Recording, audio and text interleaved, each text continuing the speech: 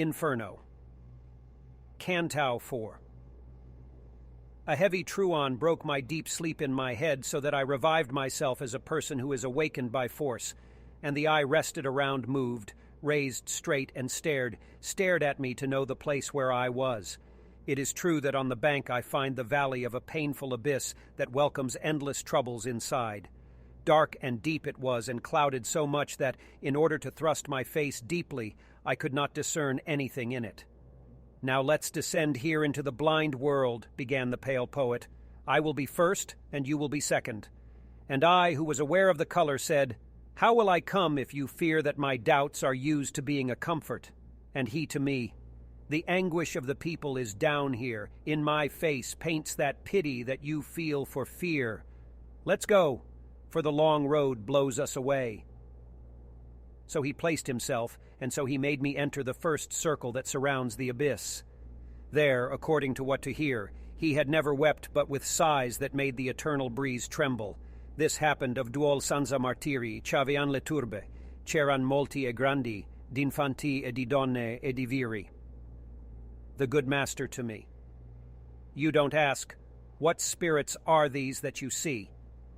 Now I want you to know, before the more you go, that he did not sin. And if they have mercedi, it is not enough, because they had no baptism, which is the door of the faith that you believe. And if they were before Christianity, do not worship God properly. And of these I am myself. For such defects, not for any other reason, we are lost, and we live in desire for only so many offenses without hope." Great pain took me to my heart when I understood it, though what people of great value I knew who were suspended in that limbo. "Tell me, my master, tell me, sir. I begin to want to be certain of that faith which overcomes all error. Has anyone ever come out to us, either through his own merit or through someone else's, who was then blessed?" And he who heard my covert speech, he replied, "I was new in this state when I saw a mighty man approach us with a crowned sign of victory.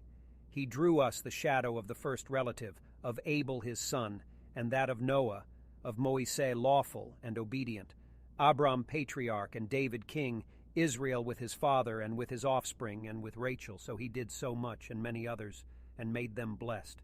And I want you to know that before them human spirits were not saved.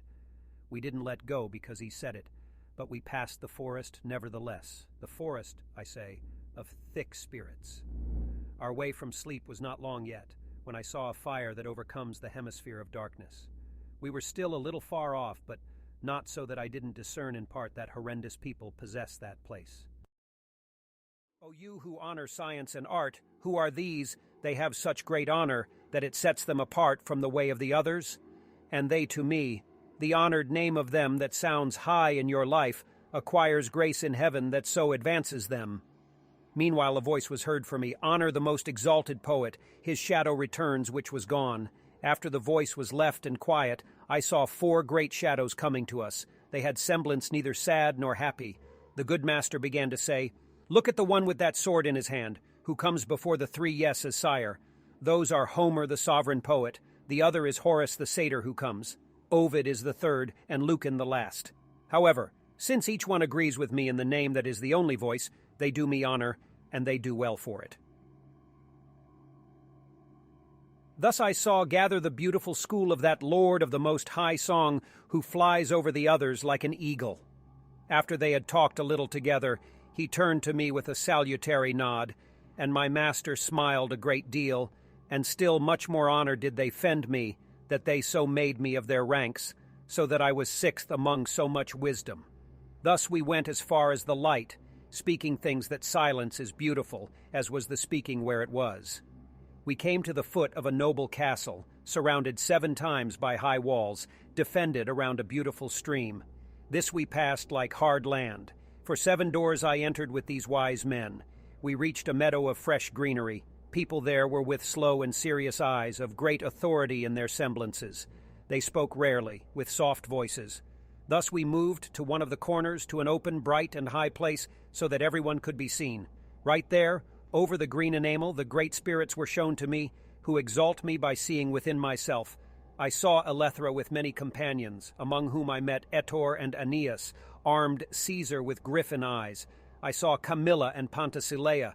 On the other side I saw the Latin king sitting with Lavina, his daughter. I saw that Brutus who drove out Tarquino, Lucretia, Julia, Marzia, and Corniglia. And only in part did I see Saladin. Then I lifted my eyelashes a little higher. I saw the master of those who know how to sit among the philosophical family. All look at it, all honor it. Here I saw Socrates and Plato, who stand before the others closest to them, Democritus, who randomly places the world, Diogenes, Anaxagoras, and Thale, Empedocles, Heraclitus, and Zeno. And I saw the good welcomer of whom, Dioscorides, I mean. And I saw Orpheus, Tullio, and Linus, and moral Seneca, Geometer Euclid and Ptolemy, Hippocrates, Avicenna and Gallienus, Averroes, who made the great comment. I can't fully portray them all, but the long theme drives me away so that many times the deed fails to say. The sixth company is reduced to two. The wise leader takes me by other way, out of the quiet, in the trembling breeze. And I come in part where there is none other than Luke.